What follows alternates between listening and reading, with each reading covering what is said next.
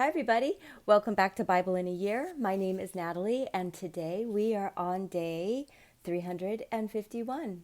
Welcome to the channel. I'm so happy that you're here today.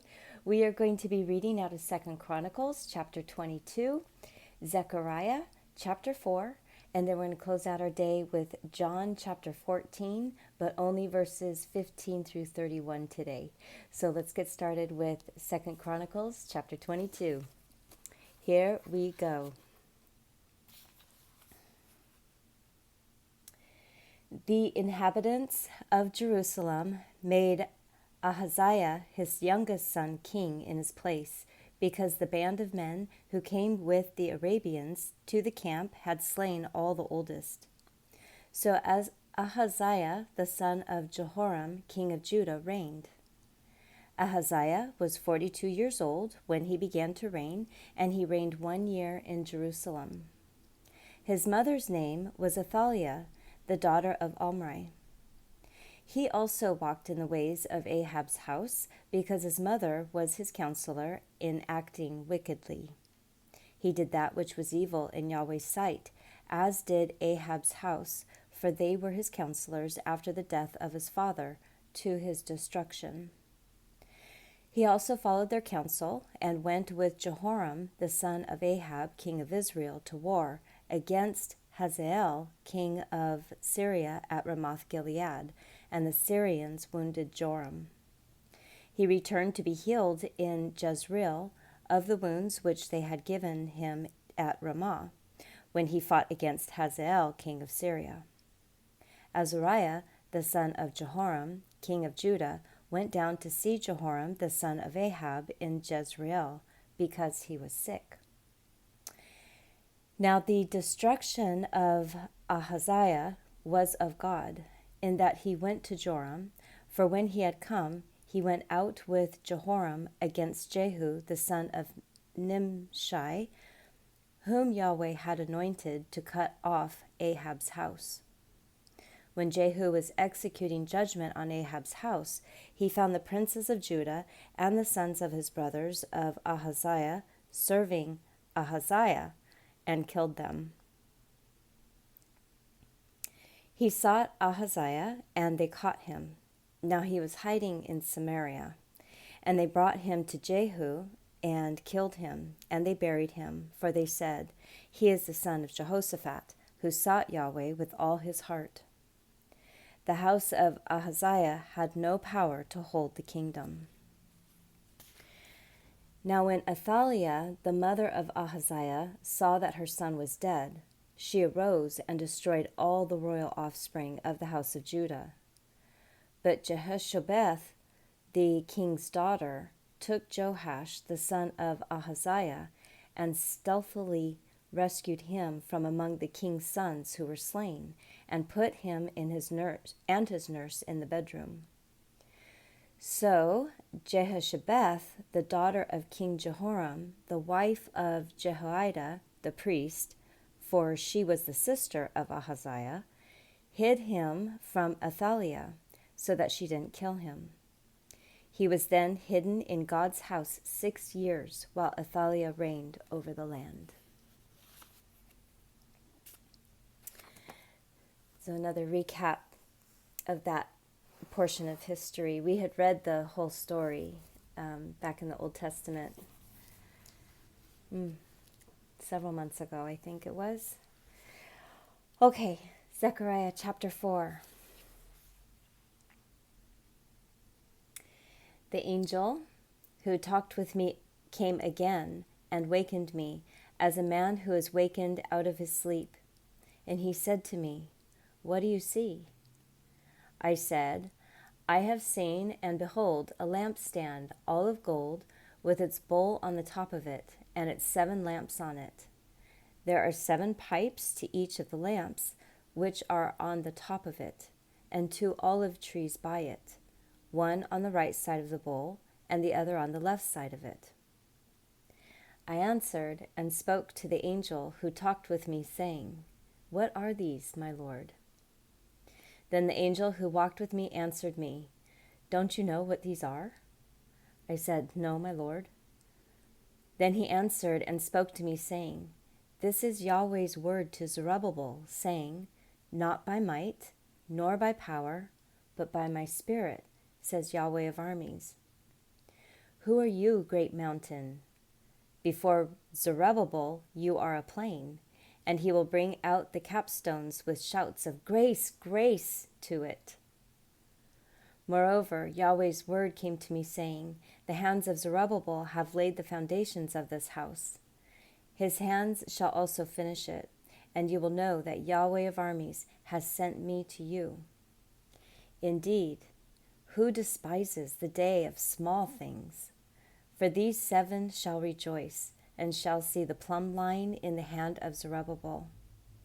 These are Yahweh's eyes, which run back and forth through the whole earth. And then I asked him again, What are these 2 olive trees on the right side of the lampstand and on the left side of it? I asked him the second time, What are these 2 olive branches, which are beside the 2 golden spouts that pour the golden oil out of themselves? And he answered me, Don't you know what these are? I said, No, my Lord.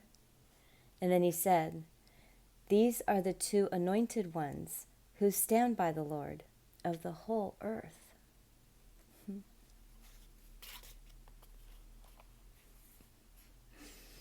Don't you know? What's the matter with you? Don't you know? All right, John 14, verses 15 through 31. Jesus continues to speak. If you love me, keep my commandments. I will pray to the Father, and he will give you another counselor, that he may be with you forever. The Spirit of truth, whom the world can't receive, for it doesn't see him and doesn't know him. You know him, for he lives with you and will be in you. I will not leave you orphans. I will come to you. Yet a little while, and the world will see me no more. But you will see me, because I live. You will live also. In that day you will know that I am in my Father, and you in me, and I in you. One who has my commandments and keeps them, that person is one who loves me. One who loves me will be loved by my Father, and I will love him, and will reveal myself to him. Now Judas, not Iscariot, said to him, Lord, what has happened that you are about to reveal yourself to us and not to the world? And Jesus answered him, If a man loves me, he will keep my word. My Father will love him, and we will come to him and make our home with him. He who doesn't love me doesn't keep my words. The word which you hear isn't mine, but the Father's who sent me. I have said these things to you while still living with you. But the Counselor, the Holy Spirit, whom the Father will send in my name, will teach you all things, and will remind you of all that I said to you. Peace I leave with you. My peace I give to you, not as the world gives, I give to you. Don't let your heart be troubled, and neither let it be fearful. You heard how I told you, I am going away, and I will come back to you. If you loved me, you would have rejoiced because I said, I am going to my Father, for the Father is greater than I. Now I have told you before it happens, so that when it happens, you may believe. I will no more speak much with you, for the prince of the world comes, and he has nothing in me. But that the world may know that I love the Father, and as the Father commanded me, even so I do. Arise, let's go from here.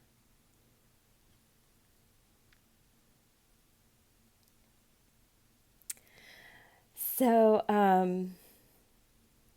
there's so much I love in here. I really too much to comment on. I'm gonna have you guys mull the words over. But one thing that I always love when I hear about people's intuition or gut feeling, I don't know. It says it right here, verse 25, verse 26. But the counselor, the Holy Spirit, whom the Father will send in my name, will teach you all things and will remind you of all that I said to you. So when we are pressed up against something that doesn't feel right, this does not feel right. Is it our gut feeling? Is it us? Are we that intelligent that we can navigate our way through things that aren't exactly good for us? I don't think so. That's my personal belief. I do not think it is my gut feeling or my intuition. I recognize I am not that smart. So, anyways, that closes out today. Thank you so much for stopping by. I recognize how busy we are in this season. And we are just, are we under 2 weeks in finishing up? We are very close to finishing up, folks. And I just so much appreciate that you're still coming by, listening to these words, taking the minute to just pause and feed your soul, feed your spirit. It's so important. Come on back for tomorrow, which will be day 352. Have a fantastic day, and I will see you tomorrow. Bye.